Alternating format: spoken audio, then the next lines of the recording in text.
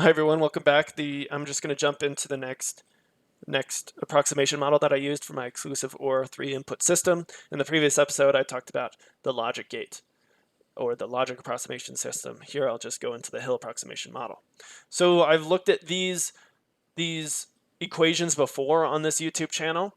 Now this should look really familiar where this is a Hill activator function. Of course, if I had repressors in my system, I would use the Hill repressor function. But since I don't, I just have I just need activators, which is kind of nice. And so I have this X star value, and if I take the X star and the Y star value, that's going to be some function for our input for an or an AND gate.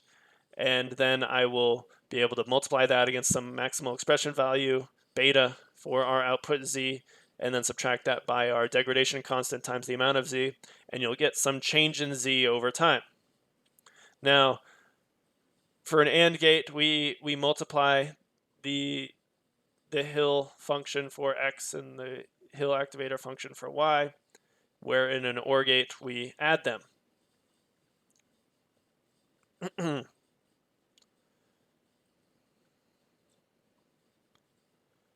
Now, similarly like the logic approximation model, we have to divide this by 2. So I could go ahead and actually do that. And I could go here to here times 1/2. That'll be better. And that's just to make up for the value that this would be 2 when both are 1. And so that's going to control our this value right here so that it's between 0 and 1 and doesn't go over. I utilize AND gates for Z3, Z4, M1, M2, M4, OR gates for Z1, Z2, M3, Z2D, and target gene. I should put that up above in our logic approximation model or before that, but it's the same as before. And so if we go in, all these functions are going to look fairly similar. The differences that we need to point out are, okay, in our Hill model, we're going to have a true signal. And so we're going to have 0 if t is less than switch time, and then we'll have 2 if it's true. Or false will be 0 just the whole time. And so we'll rotate through these as we graph them through different X, Y, and W inputs. Okay, so moving into it, let's look at an OR gate. Since we looked at Z1 before, let's look at this one. So we have Z1 being our state vector value of the indexed at 0. And so X is going to be this parameter of X star to the, or our X value, or I should say our f of X value is going to be our parameters of all of this, which is just our equation for our Hill activator function of X based on its interaction with Z1. So N, the steepness of the function, and its interaction coefficient K. Similarly with Y, then you add these together to get our f of X comma Y, in this case, for an OR gate. And so really, if I wanted to be better with my code, I would put fx, fy, and then add fx and fy together because it's an OR gate, divide them by 2, and then multiply that by my beta, and that's the increasing amount of Z1 we get, and we want to take that increasing amount of Z1 that we get and subtract that by our degradation constant multiplied by our amount of Z1 that we had. And so we could do that for all our OR gates. For AND gates, the only difference is going to be we multiply, not there, here, X and Y together. That'll keep our value between 0 and 1, independent on the amount of X and Y. And note that in AND gates, if 1 is 0, then this whole thing's going to be 0, and you're not going to have an increase. And so that holds our true input system pretty well. Now, if we get into, since I did this with our target gene above, I'll look at this. And so if we look at our excuse me, our target gene OR function, it's dependent on Z2 and Z4, i.e. the state vector, or the state from the state vector indexed at 1 and 3 respectively, and our target gene is going to be V9. And so that should be the same as above. And so Z2, the change in Z2 should be essentially this Hill activator function where Z2 is interacting with the target. Similarly with Z4. And then you have f of Z, just like before, we add them, divide by 2, and then we do this similarly as above 2 in our OR system. So pretty simple, really. And so we don't have to use parameters because we have our stored Z2 and Z4 value in our vector that we output down here. This is the same. Now we're just having hill functions instead of logic functions. And so if I define our Z2DE as 100, which is pretty high, we see that, oh, I did actually know what I was doing, and I got target gene expression only when there was one of our X, Y, or W's present. See the same pulse here, barely see it here, and you see a little pulse here. Now there's going to be some leakiness in this system as well, just like our logic. And so if I go ahead and graph all of the values Z2, Z4, Z2, DE, and target gene, we can see that, oh, this looks pretty similar as to the logic approximation model.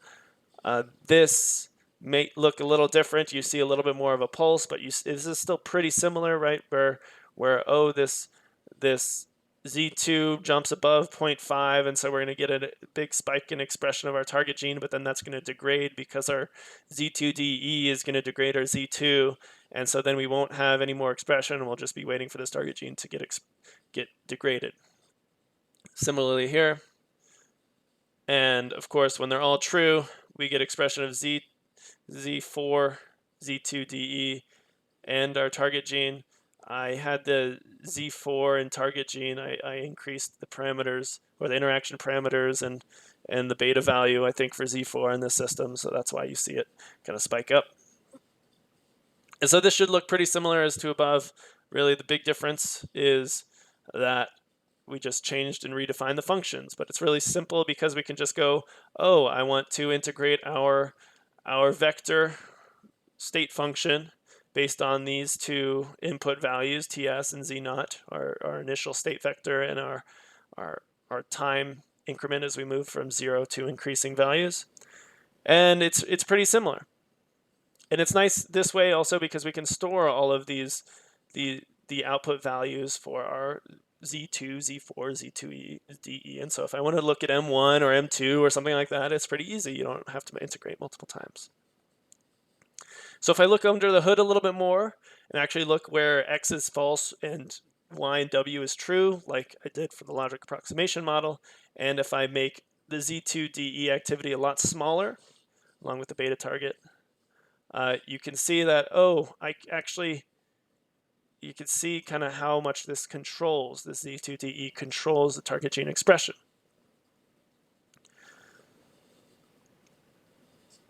And now if we do the same thing except make the Z2DE activity extremely low, you can see that, oh, we're going to still have just some amount of target gene because this Z2DE isn't active enough to decrease Z2's steady state value below the activating amount that is needed for Z2 to activate our target gene.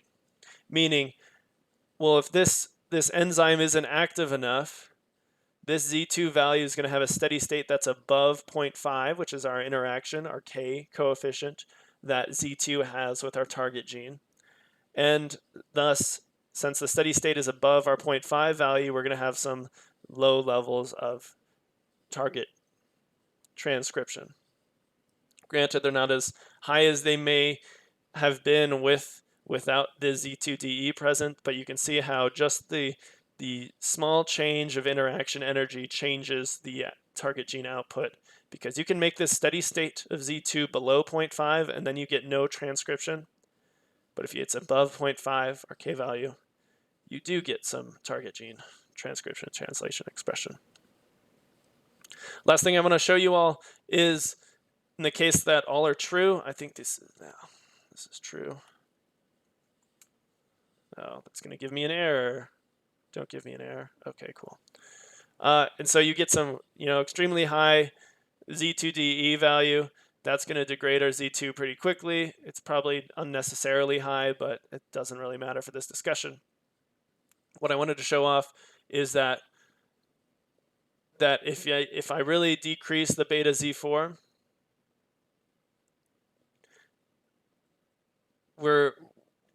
it's going to have just such a little amount of target gene.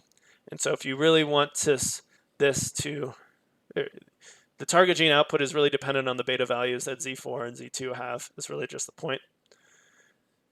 You can see that if we control the rate constant that activates a target gene, we control the amount of target gene that is expressed. Above shows the reduction of the target gene by the simple reduction of the beta value belonging to Z4. Where down here, again, if I increase my beta value,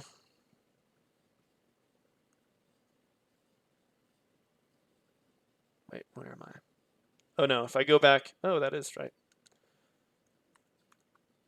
So I guess a separate point, this is going to talk about a separate point where we can reduce the leakiness of the Hill model in the scheme with the reduction of Z2 beta value and the increase of Z2DE beta value.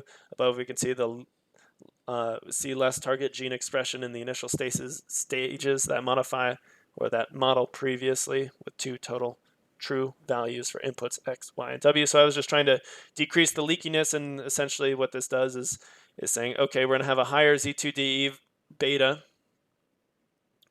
and thus we're going to have less Z2 expression, and thus it's going to destroy our leakiness that we had in, say, this first model here where we had some leakiness. I think this modeled this one. Oh, it must have modeled this one. Regardless, the 2 input, when 2 of the inputs are there. Cool, that brings the end to my modeling final project. I hope this was helpful and interesting in the least.